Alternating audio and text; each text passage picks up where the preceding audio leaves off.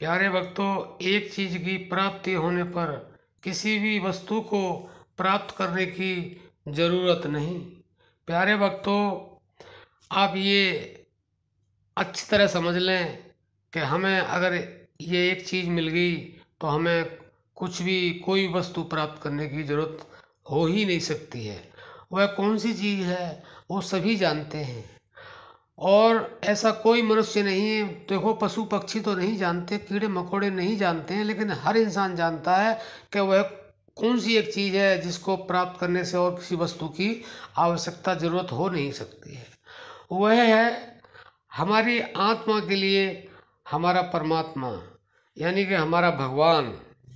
हमारा जो भी कुछ है, हमारा जो हमारे संसार में हमारे लिए नहीं, हर किसी के लिए जो भी एक चीज है वो है परमपिता परमात्मा। अगर हमने उसको पा लिया तो हमें और किसी वस्तु की जरूरत नहीं। बस एक चीज हमें यह मिल जाए, यानी कि हमें परमात्मा मिल जाए। परमात्मा मिल गया तो समझ लो हमें सब कुछ मिल गया, क्योंकि परमात्मा से ही सब कुछ है। परमात्मा ही सब कुछ करने वाला है, कराने वाला है, करने वाला है। जो भी कुछ हो रहा है सब परमात्मा से ही हो रहा है, परमात्मा की शक्ति से ही हो रहा है। सूरज चांद सितारे भी उस परमात्मा की शक्ति से ही, उसकी पावर से ही ये प्रकाश दे रहे हैं। वो प्रकाशों का भी प्रकाश है, क्योंकि तुलसीदास ने तो रामायण में लिख ही दिया ना, परम प्रकाश रूप दिन चाहिए, परम प्रकाश रूप दिन राती, नहीं चाहिए कुछ दिया घृत बाती। उसके लिए किसी की जरूरत नहीं, ना घी की, न दिए की, न बाती की। वो तो अखंड है, अनंत है। और तो वो चीज है जिसके बारे में वाणी तो बता ही नहीं सकती है।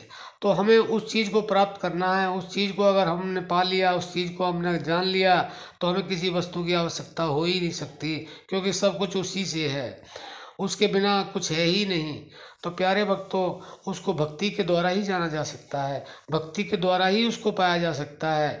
और हम अपने किसी भी तरीके से हम जिस भी क्लास में हैं उस क्लास से धीरे धीरे हम जो है ना, जैसे पहले वाणी से, फिर मन से, फिर प्राण से, फिर अनंत से, फिर उस शब्द के द्वारा श्रुति को जोड़ने से ऐसे प्रयास करते रहें तो वो परमात्मा में वो चीज़ हमें अवश्य मिलेगी।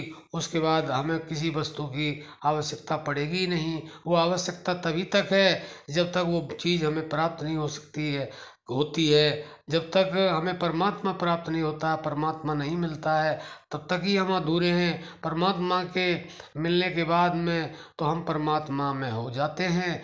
तो आप जो है ना ये प्रयास करें, भक्ति करें, भजन करें, सुमरन करें।